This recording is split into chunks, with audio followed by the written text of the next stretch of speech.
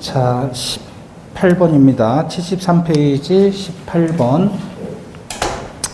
1번 수동대리란 의사표시를 상대방에게 하는 경우의 대리를 말한다. 맞아요? 의사표시를 대리인이 상대방에게 하면 무슨 대리? 능동대리. 상대방이 대리인에게 하면 대리인은 받으니까, 의사표시를 받으니까 그걸 수동대리라고 하죠. 틀렸죠? 능동대리란 하면 맞고, 그죠? 2번 대리인이 본인의 이익을 위하지 아니하고 자기의 이익을 위해서 대리 행위를 한 경우 상대방이 악의인 경우에는 그 효력이 생기지 않는다. 대리인이 본인의 이익을 위하지 않고 자기 이익을 위해서 대리 행위를 한 경우를 뭐라고 하죠? 대리권의 남용이라고 하죠. 남용일 경우에 상대방이 알았거나 알 수 있었을 때 무효가 되죠. 따라서 상대방이 악의인 경우에는 효력이 생기지 않는다 그러면 맞죠. 3번 갑의 대리인 을이 병소유 부동산을 매수하는 계약을 체결하는 경우 을이 갑의 위임장을 제시하고 계약서에 을의 이름만을 기재한 경우 원칙적으로 갑을 대리해서 계약을 체결한 것으로 볼 수 있지요. 자, 현명하지 않은 경우에 상대방이 대리라는 사실을 알았거나 알 수 있었다면 유효한 대리행위가 될 수 있다 그랬죠. 위임장을 제시했다면 대리행위라는 사실을 알 수 있었을 경우에 해당하니까 본인을 위해서 계약 체결한 것으로 볼 수 있다. 3번 틀렸고 4번 갑의 대리인 을이 병과 매매 계약을 체결하면서 갑의 대리인임을 표시하지 않고 자신을 매수인으로 하는 경우 그 을의 의사표시는 을을 위한 것으로 추정한다예요? 본다예요? 본다. 추정한다가 아니라 본다. 틀렸죠? 간주입니다. 5번 A가 대리인 C를 통해서 B와 매매 계약을 체결하는 경우 의사의 흠결 혹은 사기 강박은 대리인 C를 표준으로 결정하고 어느 사정을 알았다 부지 몰랐다 악의나 또는 선의로 인해서 계약의 효력이 영향을 받을 경우 그 사실의 유무는 역시 누구? C를 표준으로 해서 결정합니다. 틀렸습니다. 6번 대리인이 사기나 강박을 당하지 않는 한 본인이 사기나 강박을 당했다고 할지라도 본인은 대리행위 취소할 수 없다. 맞죠? 대리행위 하자는 대리인 기준으로 하니까요. 7번 갑의 대리인 을이 병의 배임 행위에 적극 가담해서 갑을 대리해서 병소유 토지를 이중 매수한 경우 그러한 사정을 갑이 모르든 알든 상관없이 기준은 대리인 기준이죠. 근데 대리인 적극 가담했으니까 무효고 따라서 갑이 그런 사정을 모르더라도 유효하게 토지 소유권을 취득한다? 아니죠. 무효니까 취득하지 못합니다. 모르든 알든 상관없이 갑은 취득하지 못합니다. 7번 틀렸고 8번 갑의 대리인 을이 병소유 부동산을 매수하는 계약을 체결하는 경우에 을의 기망행위로 계약이 체결됐지만 갑이 그 사실을 모르는 경우에요. 대리인이 기망행위로 계약이 체결됐지만 갑이 그 사실을 몰라요. 병은 언제나 취소할 수 있나요? 알았거나 알 수 있었을 때 취소할 수 있나요? 언제나. 그래서 본인과 대리인은 그놈이니까 제3자의 사기 강박으로 보지 않으니까 병은 언제나 취소할 수 있다. 6번 틀렸습니다. 8번. 자, 그 다음에 19번입니다. B는 A로부터 D 소유 부동산 갑을 구입하라는 의뢰를 받았으나 이렇게 사례 형태 나오면 그림 그려야 되죠? 자, D 소유 부동산 갑을 구입해요. B는 A로부터. 근데 B를 대신해서 B의 친구인 C가 A를 위한 것임을 표시해서 D와 부동산 갑에 대해서 계약을 했다. 자, 본인은 A, 대리인은 복대리는 C, 상대방은 D죠. 그럼 갑은 누구예요? 부동산 이름이에요. 부동산 이름. 자, 1번. C는, 복대리는 A가 선임한 B의 대리인이다. 틀렸죠? 어떻게 써야 돼요? B가 선임한 A의 대리인. B, A를 바꿔야 됩니다. 2번. C는 B의 이름으로 대리한다. 틀렸죠? C는 누구? A 이름으로 대리합니다. 3번 B가 발병하여 응급치료를 받기 때문에 발병했죠? 발병이 뭐예요? 예? 무좀? 발병. 병이 발생했다 그 얘기예요. 병이 발생했다.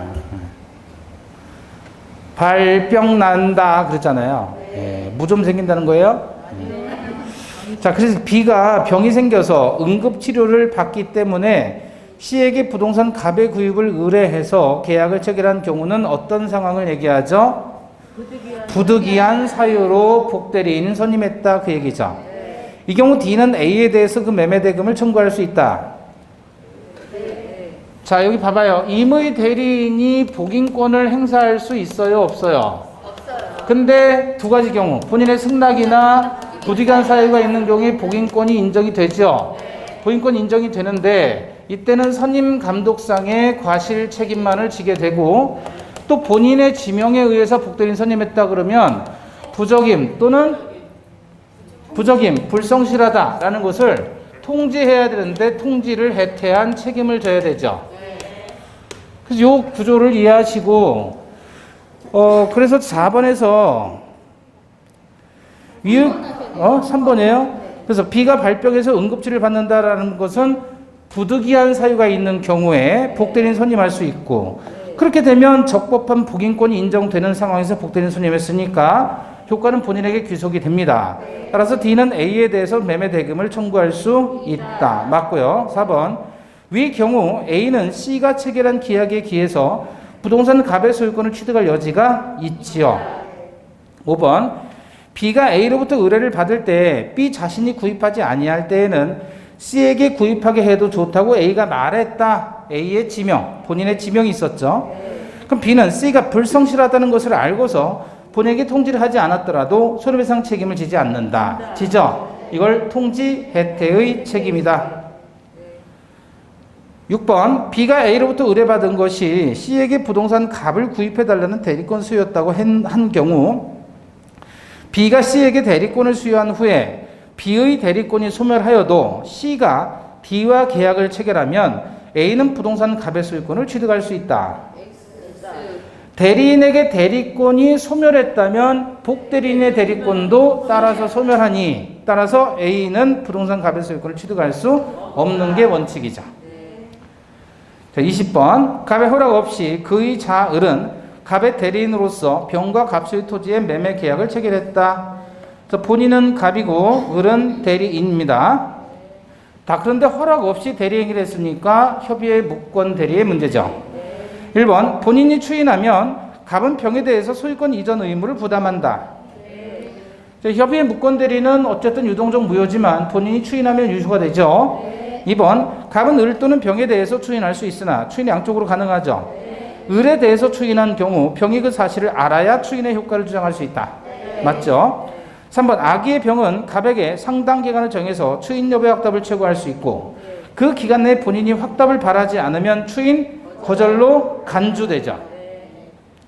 4번. 병은 선인 경우에 한해서 철회할 수 있으나 철회는 반드시 갑에게만 하여야 한다. 철회는 누구에게 해야 돼요? 본인에게도 또는 무권 대리인에게도 철회할 수 있죠. 그래서 여기 봐봐요. 본인과 무권 대리인 상대방 했을 때 얘는 추인 또는 추인 거절할 수 있고, 얘는 최고 또는 철회할 수 있는데, 철회는 이렇게 한다 그랬잖아요. 최고는 누구에게만? 본인에게만 최고할 수 있다. 왜? 추인할래 말래라고 물어보니까 최고는 본인에게만, 철회는 양쪽으로 할 수 있다 그랬죠. 그럼 추인은 본인이 누구에게? 여기다가 해도 되고 여기다가 해도 된다 그랬잖아요. 그죠? 다만 여기다 무권 대리인에게 추인했을 때는 상대방이 그 사실을 안 때 한해서 추인의 효과를 주장할 수 있다. 기억나시죠? 네. 자, 그래서 4번. 병은 선인 경우에 한해 처리할 수 있으나 철회는 반드시 갑에게만 해야 된다. 그러면 X. 5번. 을이 갑의 추인을 얻지 못하면 병은 일정 요건을 갖춘 경우 제한 능력자인 을에게 계약의 이행 또는 손해배상을 청구할 수 있다. 틀렸죠?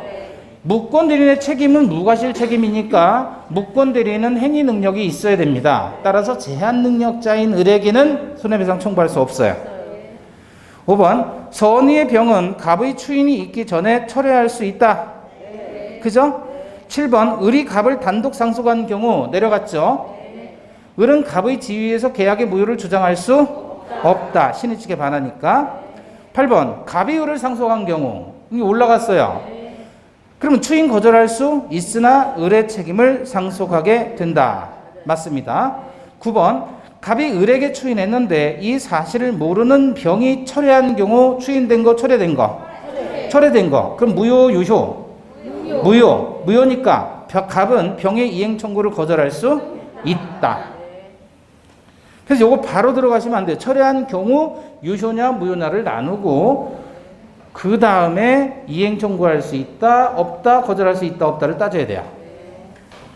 자 10번 그 9번은 맞고요. 10번 갑은 일부만의 추인 변경 등을 가한 추인을 할 수 없다. 그쵸? 변경을 가한 추인도 안 되고 일부 추인도 안 됩니다. 상대방의 동의가 없는 한.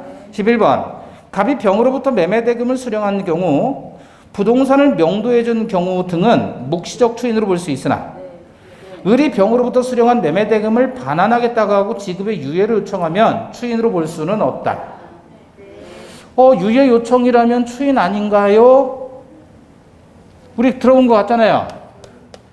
근데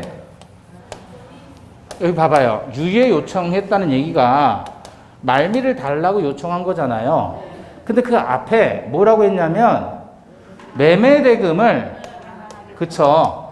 매매대금을 반환하겠다고 유예를 요청하면 이건 추인으로 볼 수 없는 거잖아요. 매매를 유효하게 하지 않았다는 뜻이잖아요. 본인이 유효하게 하지 않겠다는 뜻이죠. 아버지 소유 부동산을 밥 소유 부동산을 아들이 지금 팔았단 말이에요. 그럼 이 상대방으로부터 매매 대금을 받았을 거 아니에요. 그죠? 그 대금을 본인이 토해내겠다는 거예요. 그럼 팔겠다 안 팔겠다? 안 팔겠다. 근데 여러분이 아는 유예 요청이 또 있어요. 어떤 판례가 있냐면 무권 소비대차에서 무권 소비대차 본인이 있고 아들이 병으로부터 돈을 빌린 거예요. 갑 대리인 을 해가지고 1억 원을 예컨대 빌렸다. 소비대차 한 거예요. 예? 그 얘가 갚아라 라고 본인이 하니까 알았어 갚을게. 다만 말미를 달라. 유예를 요청한 거예요. 똑같이. 이거는 지금 빌려간 돈을 갚겠다는 얘기잖아요. 그럼 이 계약을 유효로 보고 하는 거예요? 무효로 보고 하는 거예요? 유효를 전제로 한 거니까 이거는 추인에 해당하는 거예요. 근데 이 사례는 얘가 팔고 아버지 소유 부동산을 팔고 매매대금 받아간 걸 토해내겠다라고 얘기한 거니까 안 팔겠다는 뜻이잖아요. 따라서 이건 추인이 아닙니다. 그래서 여러분 유예 요청이 무엇을 유예 요청하느냐에 따라서 달라지는 거예요. 자 11번은 맞습니다. 12번 병이 계약의 이행을 선택한 경우 을은 채무 불이행의 책임을 지며 이행하지 않을 경우 채무 불이행이 성립되어 손해배상 예정액을 지급하여야 한다. 손해배상 예정이 있다면 당연히 예정액을 지급합니다. 자 21번 표현대리에 관한 설명 중 틀린 것 1번 상대방뿐만 아니라 본인도 표현대리 주장할 수 있다. X. 표현대리는 상대방만이 주장하는 것이지 본인은 표현대리 주장할 수 없습니다. 2번 표현대리는 언제나 계약상 책임을 전적으로 부담하지는 않으며 상대방에게 과실이 있으면 경감될 수 있다.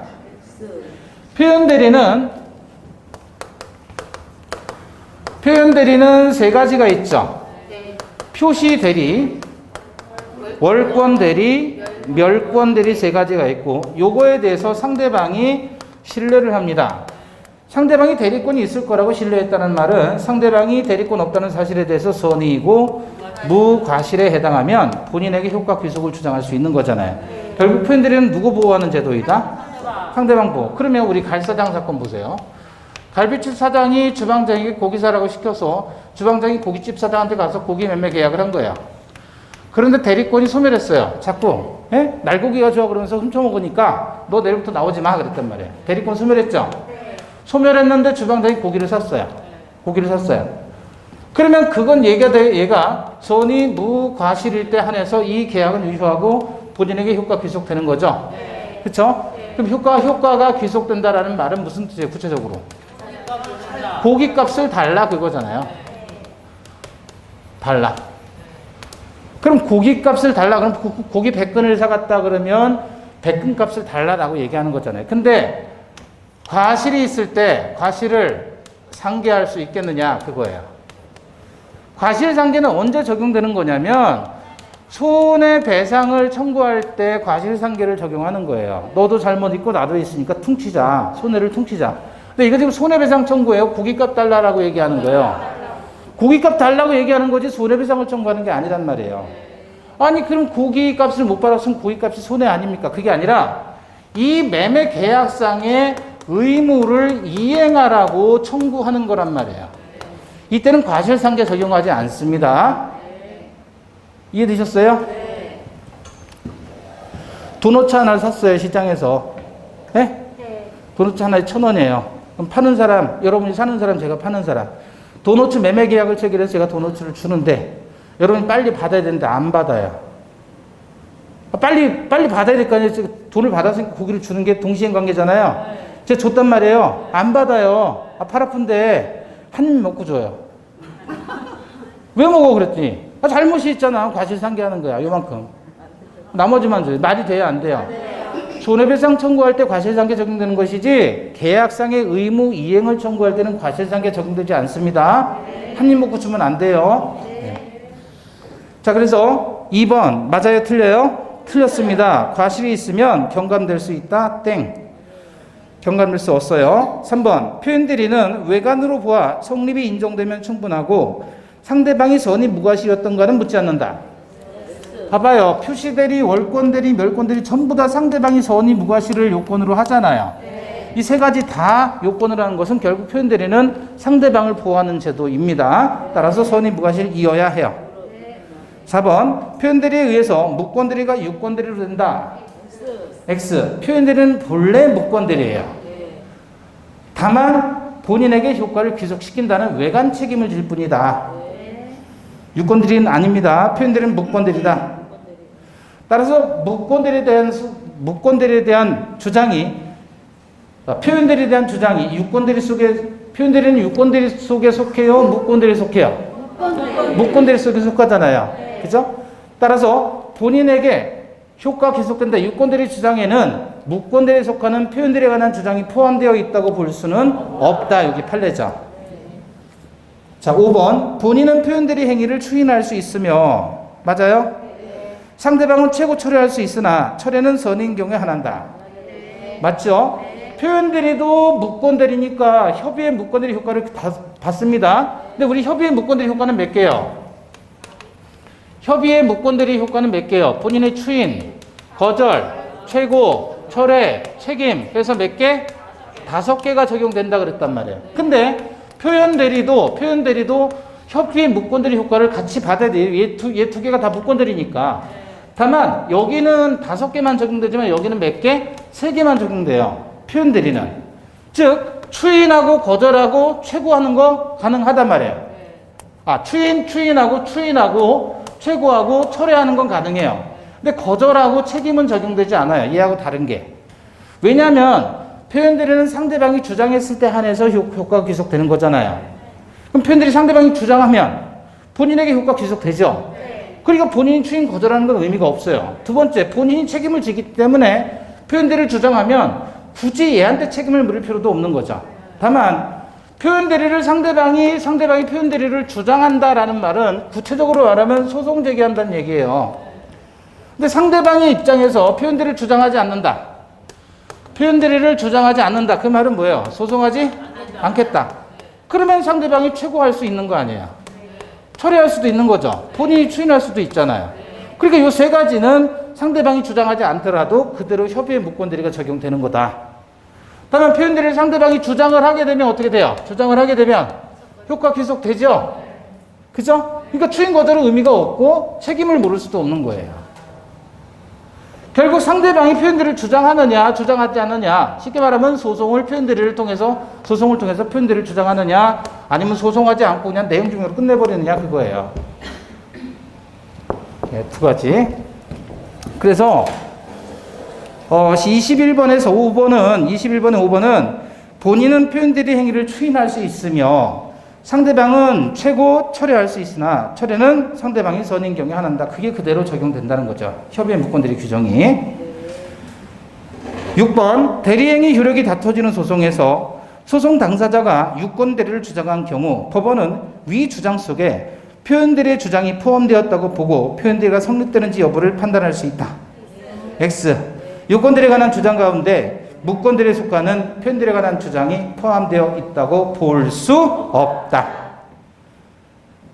틀렸고요. 7번 사회 통념상 대리권을 추단할 수 있는 직함이나 명칭 등의 사용을 승낙 혹은 묵인한 사정만으로 대리권 수의 표시가 있는 것으로 볼 수 있다. 틀렸고요. 8번 인감증명서 교부만으로는 대리권 수요가 있다고 보기는 어렵다. 맞습니다. 22번 다음 중 126조 표현들에 관한 설명 중에 틀린 것 1번 은행으로부터 융자를 받을 것을 의뢰하면서 인장 및 등기 권리증 등을 교부했으나 사채업자로부터 융자를 받은 경우에 그럼 월권행위 한 거죠? 네. 그럼 기본 대리권은 인정되죠? 은행에서 빌리라고 했으니까. 2번 민법 126조에 따른 표현 대리가 성립하기 위해서는 기본 대리권이 존재할 것이 필요한데 다수설은 일상가사 대리권도 이러한 기본 대리권이 될 수 있다고 본다.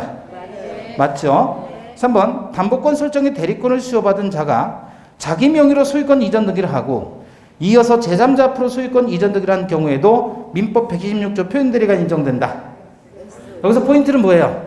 자기 명의로 소유권 이전 등기를 했다. 그거 밑줄 그시고 이걸 뭐라 그러죠? 무권리자 처분행위라고 해요. 무권리자 처분행위.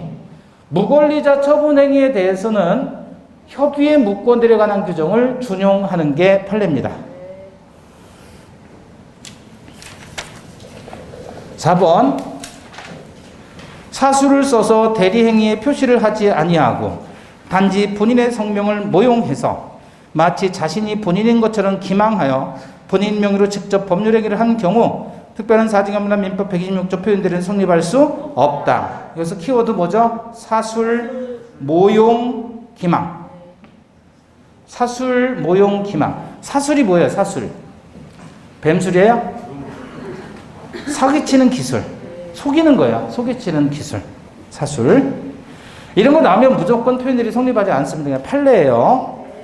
5번 특별한 사정 없이 처가 남편이 대리인하고 칭하면서 부동산 처분에 관한 등기 서류를 구비하고 부동산 매매 계약을 체결했다면 제3자에게 정당한 이유가 있다. 이거 가지고 정당한 이유를 봅니까? 아니죠. 아내는 무시무시한 아내는 얼마든지 남편 명의 부동산에 관한 서류를 만들 수 있죠. 그렇잖아요. 그래서 이때는 반드시 뭐하라? 확인, 조사 의무가 있다. 본인에 대해서 확인하고 조사해야 됩니다. 따라서 본인에 대해서 남편 명의 부동산 명의자에 대해서 처분하라는 대리권이 있었는지 여부를 확인, 조사하지 않았다면 대리권이 있다고 믿을 만한 정당한 이유를 인정하지 않습니다. 그래서 5번 틀렸고 6번 처가 남편 소유 부동산을 처분하는 대리 행위를 한 경우 권한을 넘은 표현 대리가 성립할 소지가 있다. 맞죠? 7번 판례에 따르면 부부관계에 있는 갑과 을 사이에 일상가사 대리권을 기본 대리권으로 해서 권한을 넘은 표현 대리가 성립할 수 있다고 한다. 그렇죠? 다만 이렇게 처분할 때 상대방이 믿을 만한 정당한 이유가 있다고 하는 경우는 본인에 대해서 확인하고 조사하는 의무가 이행이 됐느냐 그것만 따지면 되죠. 8번 대리행위 상대방으로부터 직접 전득한 자는 대리인에게 대리권이 있다고 믿을 만한 정당한 이유가 있는 경우 그 권한을 넘은 표현 대리를 주장할 수 있다. 자, 전득자가 표현 대리를 주장할 수 있겠느냐 그거죠. 봐봐요. 기본적으로 본인이 있고요. 표현 대리인이 있는데 얘가 대리권이 없음에도 있다고 표시를 했어요. 본인이 표시한 거예요. 기본 대리권의 범위를 넘었어요. 그리고 대리권이 소멸했는데 소멸했다는 이야기를 상대방이 본인이 하지 않은 거예요.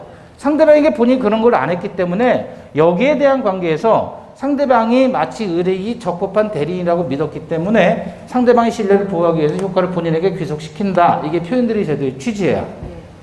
그럼 결과적으로 본인 책임이란 말이에요. 본인이 그러한 외관을 형성했다. 겉으로 봤을 때 외관을 본인이 형성했기 때문에 거기에 대한 책임을 지라는 게 표현들의 제도의 취지라면 표현들을 주장하는 사람이 여기 봐봐요. 을과 거래한 직접 거래한 상대방이 표현들을 주장하는 게 맞아요. 이자로부터 다시 전득한 자가 표현들을 주장하는 게 맞아요.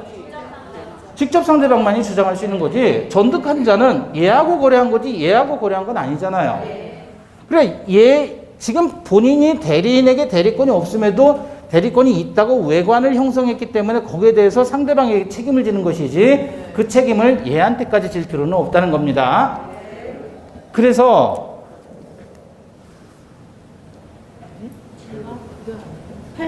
8번 대리행위의 상대방으로부터 직접 전득한 자는 대리인에게 권한이 있다고 믿을 만한 정당한 이유가 있어도 표현들이 주장할 수는 없다. 표현들이 직접 상대방만이 주장하는 것입니다. 9번 교회의 대표자가 권한 없이 행한 교회 재산 처분 행위에 대해서는 민법 126조 표현들에 관한 규정이 준용된다. X. 교회의 대표자, 교회 재산은 누구예요? 사원들의 총유 재산이죠. 그러면 교회는 권리 능력 없는 사단이죠. 똑같이 어디에는 종중에도 마찬가지예요. 그래서 교회 대표자 거기다가 밑줄 것이고 똑같은 게 어떤 사건? 종중 대표자가.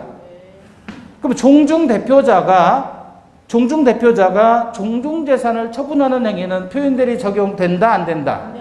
왜 안 되냐면 126조 적용되려면 기본적으로 기본 대리권이 있어야 되죠. 두 번째, 월권 행위를 해야 되고 상대방은 대리권이 있다고 믿을 만한 정당한 이유가 있어야 되죠. 세 가지 요건 중에서 종중 대표자나 교회 대표자는 기본 대리권 자체가 없어요. 따라서 이들이 처분하는 행위는 126조 적용된다, 안 된다? 안 된다.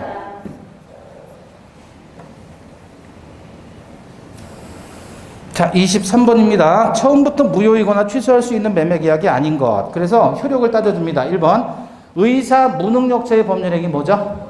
무효. 2번. 갑이 19세래. 19세. 부모의 동의를 얻지 않고 자신이 살 집에 대해서 을과 전세 계약을 체결한 경우. 취소해요? 19세면 성년자잖아요. 19세 미만자가 미성년자고. 따라서 이건 유효예요. 유효. 20세 미만자가 아니라 19세 미만자. 그럼 19세라면 물론 여기다 만 19세 이렇게 써주면 좋겠죠. 어쨌든 19세니까. 그리고 공적 나이는 다 만으로 나가죠. 우리 나이 안 써요. 공적 나이는. 여러분 요즘에 음력 생일 지내는 분들 있어요? 음력 생일 아직도 많이 지내요. 제 윗대 분들은. 제 윗대 분들 50대 이상 분들은 다 음력 생일 지내요. 근데 50대 이하인 40대까지는 약간 혼합이고요. 예? 40대 이하는 음력이란 말 자체를 몰라요. 어려워요. 매우 어려워요. 음력이란 말 자체를 몰라요. 요즘 애들은 다 그래요. 이 30대까지는 애들 아니에요? 그런가요? 20대까지인가? 하여튼 공적 나이는 다 만 나이입니다. 그래서 19세면 성년이에요. 19세 미만자가 미성년입니다. 농담한 거고요. 자, 3번. 피성년 후견인의 법률행위 취소. 피성년 후견인이 누구예요?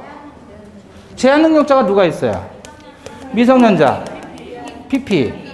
요 P는 누구? 성년 후견인. 요는 피한정 후견인. 이게 뭐냐면 성년이 안 된 사람이잖아요.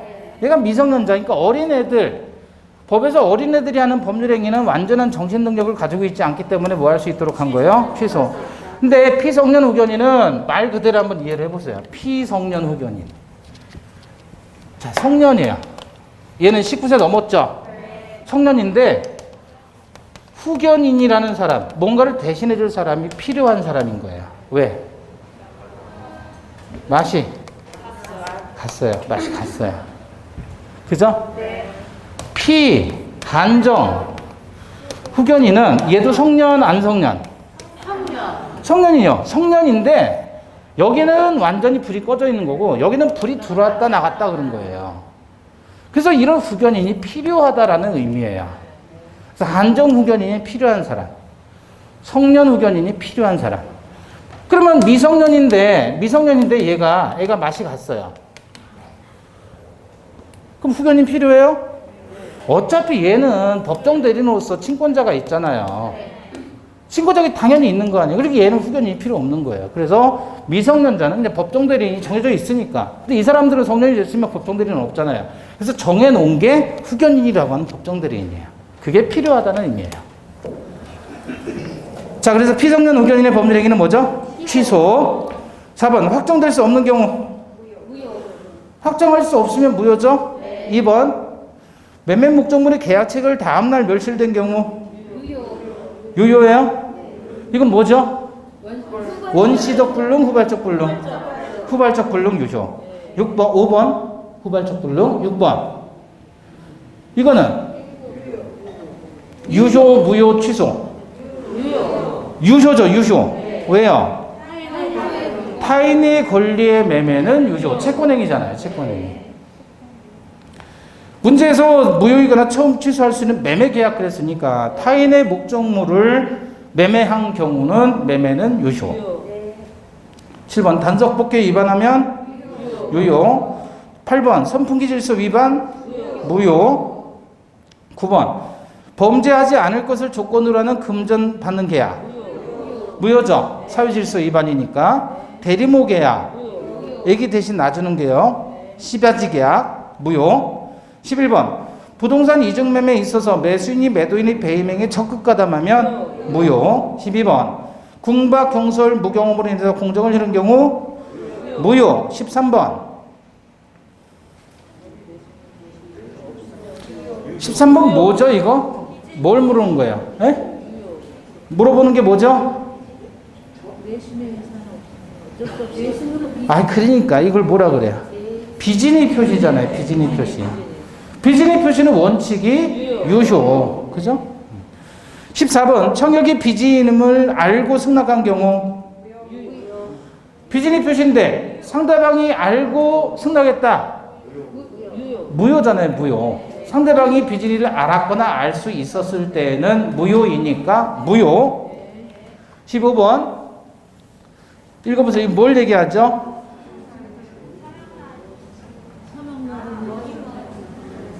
뭐죠? 아니 이건 뭐 물어보는 거예요 이거 지금? 그러니까 차고잖아요. 차고 서명날인 들어갔으니까 서명날인의 차고예요? 그거는 기망행위로 인해서 서명을 잘못한 경우 그거고, 이게 제가 그랬잖아요. 많이 하는 게 아니라 정확히 알아야 된다고. 이거는 단지 채무자가 을인 줄 알았는데 병으로 됐다 그 얘기예요. 채무자의 동일성에 관한 착오죠. 그럼 뭐죠? 취소. 16번은 뭐예요? 뭘 물어본 거예요? 에이씨, 고려청자 이조백자하고 고려청자는 다르지. 시대가 다른데 고려청자는 고려시대고 이조백자는 조선시대고. 뭐죠 이거? 그쵸? 어디 나와 있어요? 소가 그랬잖아요. 소가. 그러니까 이건 사기죠. 따라서 뭐죠? 취소. 고려청자 이조백자. 대박이다 대박. 네. 17번 불능 조건이 정지 조건하고 결합되면 뭐죠? 무효. 18번 법률행위 당시 이미 성취된 사실을 해제 조건으로 했어요. 기성 조건이 해제 조건이면 무효죠. 무효. 채무자가 내 마음이 동하면 변제하겠다는 조건을 붙인 소비대차 계약. 내 마음이 움직이면 변제하겠다. 뭐죠 이거? 순수 수의 조건이라고 하는 거예요. 땡기면 하겠다. 이런 건 무효입니다. 순수 수의 조건은 무효. 20번 민법이 규정하지 않는 물권의 목적을 발생을 목적으로 하는 법률행위. 뭐죠 이거? 뭘 물어보는 거예요? 비전형? 비전형? 뭘 물어봐요 20번은?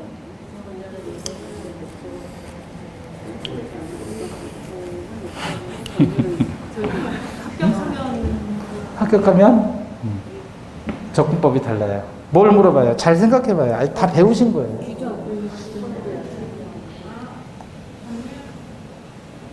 물권 법정주의 위반이라는 겁니다. 물권 법정주의는 물권의 종류와 물권의 내용은 법률과 관습법으로만 만들어질 수 있고 당사자가 임의로 만들어낼 수 없다. 즉 종류 강제, 내용 강제에 위반한 것은 무효. 물권 법정주의 위반. 그러니까 이 20번 같은 거는요, 출제자가 맞히라고 내는 문제인데 실제 시험 보는 사람은 이게 뭐지 하고 못 맞히더란 말이에요. 이런 경우가 꽤 있어요, 의외로. 출제자는 20번은 진짜 이거 안 내야 되는데 에이 맞아라 그리고 출제한단 말이에요. 출제 입장에서는 워낙에 기본적인 거니까. 자, 그런 거 놓치지 말라고 넣은 거예요. 그러니까. 예. 자, 24번. 갑은 국토이용관리법에 따라, 지금은 국토이용관리법이 아니라 국계법이죠. 국계법이든 국토이용관리법이든 민법 하는 사람들은 크게 개의치 않아요. 왜냐면 이 나온 판례가 국토이용관리법 시대에 나왔던 판례이기 때문에 그래요. 예. 자, 토지거래 허가를 받아야 하는 토지를 허가를 받기 전에 을에게 매도하는 계약을 하고 을은 계약금을 지급했다. 이 경우에 대한 판례의 태도를 담은 진술 중 옳지 않은 것. 1번. 토지거래 허가를 받기 전이라도 을은 갑에 대해서 계약금 반환 청구할 수 없다. 허가 전에 계약금 반환 청구할 수 있어요? 없어요? 없다 그랬잖아요. 계약이 확정적으로 무효가 됐을 때 한해서 반환 청구할 수 있다 그랬잖아요. 그죠? 네. 2번. 1번 맞아요. 을이 병에게 토지를 전매한 후 갑을병 세 사람이 중간신약 등기 합의를 하고 갑과 병이 매매 당사자인 것으로 토지거래 허가를 받아서 이에 의해서 갑으로부터 병합으로 소유권 이전을 격려했으면 병은 소유권 취득한다 못한다? 못한다. 왜냐하면 토지거래 허가 지역 내에서의 중간신약 등기는 허가를 배제 잠탈하기 위한 내용의 계약으로서 확정적인 무효입니다. 따라서 병은 소유권 취득하지 못합니다. 3번. 나중에 허가를 받으면 원칙적으로 갑과 을 사이 매매 계약은 확정적으로 유효가 된다. 맞죠? 4번. 갑과 을 쌍방이 모두 토지거래 허가를 얻는데 협력하기를 거부하는 의사를 표시한 경우에는 매매 계약은 확정적으로 무효가 된다. 쌍방이 허가 신청 안 하기로 합의를 한 거죠. 나라가 허가를 받으라고 명령을 했는데 쌍방이 안 했다. 그러면 그것은 역시 국가에 대한 지도 감독을 지금 배제하겠다는 당사자의 특약이죠. 이건 무효입니다. 5번. 갑이 을에 대해서 등기를 이전하여 주지 않을 경우 토지거래 허가를 받기 전이라도 을은 채무 불이행을 이유로 해지할 수 있다. X죠. 채무 불이행이 성립하지 않는다 그랬습니다. 허가받기 전에는 채권적 효력이 없기 때문에 채권 채무가 발생하지 않고 채권 채무가 없으니까 채무 불이행도 없고 따라서 해지도 안 됩니다. 6번. 유동적 무효 상태에 있는 거래계약의 당사자는 상대방이 거래계약의 효력이 완성하도록 협력할 의무를 이행하지 아니한 경우 거래계약 해지할 수 있다. 협력 의무 위반을 이유로 손해배상 청구를 하거나 또는 협력 의무 이행하라고 소구할 수는 있지만 그를 이유로 해제는 하지 못합니다. 6번 틀렸고 7번. 매도인은 매매대금의 이행 제공이 없었음을 이유로 허가와 관련된 매수인의 협력 의무 이행 청구를 거절할 수 없다. 왜냐하면 매매대금 지급 채무가 발생하지 않았기 때문에 동시이행 항변 주장할 수 없다는 얘기입니다. 8번. 불허가 처분이 있더라도 을은 갑에 대해서 부당 이득을 이유로 계약금 반환 청구할 수 없다. 불허가 처분이 있으면 확정적인 무효가 된 것이죠. 그럼 이랬을 때 한해서 계약금 반환 청구할 수 있습니다. 그래서 5, 6, 7, 8이 다 틀린 거고요. 9번. 갑을 쌍방이 허가 신청을 하지 않기로 한 의사를 명백히 하면 매매계약은 확정적인 무효로 된다. 맞죠? 10번. 유동적 무효 상태인 매매 계약에 있어서도 당사자 사이의 매매 계약은 매도인이 계약금의 배액을 상환하고 계약을 해지함으로써 적법하게 해드린다. 그래서 유동적 무효 상태에서는 채권 채무가 발생하지 않는다 그랬습니다. 그렇지만 당사자 간에 해약금 해제는 얼마든지 가능하지요. 11번. 허가를 받기 위한 협력 자체를 이행치 않거나 허가 신청이 이르기 전에 매매 계약을 처리하는 경우 상대방이 일정한 손해액을 배상키로 하는 약정을 유효하게 할 수 있다. 맞습니다. 협력 의무 위반을 이유로 손해배상 청구할 수 있고 손해배상 약정도 가능해요. 다만 협력 의무 위반 시에 계약을 해지하지는 못한다. 12번. 토지거래 허가 신청 절차 청구권을 피보전 권리로 해서 매매 목적물의 처분을 금하는 가처분을 구할 수 있다. 그래요? 뭐 하여튼 가처분 가압류 이런 것만 나오면 긴장을 해요. 자, 토지거래 허가 지역인데 이 지역이 토지거래 허가 지역인데 여기가 갑과 을 사이에 매매를 했단 말이에요. 허가 없이. 매매는 유효 무효? 무효죠. 그러나 일단 유동적인 무효입니다. 자, 이 상태에서 얘가 1억 원에 매매를 하기로 했는데 병이라는 사람이 나타나서 내가 2억 원에 사겠다. 그럼 갑의 입장에서는 얘한테 주고 싶어요? 안 주고 싶어요? 주고 싶죠? 그럼 얘는 어떻게 할 거야? 어떻게 할까요? 네?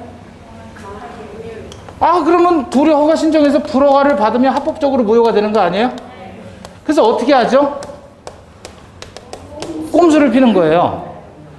불허가를 유도할 목적으로 불성실하게 기재를 하는 거예요. 허가 신청서에.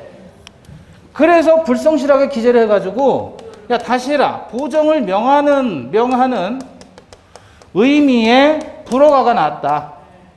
보정하라. 다시 수정해가지고 보완을 하라. 그런 의미 불허가가 됐다면 이건 확정적인 무효이다. 확정적 무효가 아니다.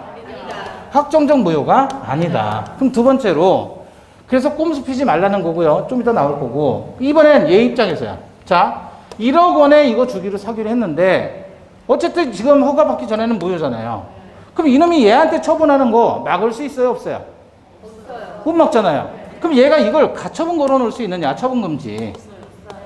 가처분하려면 얘가 얘한테 어떤 채권이 있어야 되는 거예요. 그 채권을 우리는 뭐라고 하냐면 피보전 권리라고 하는 거예요.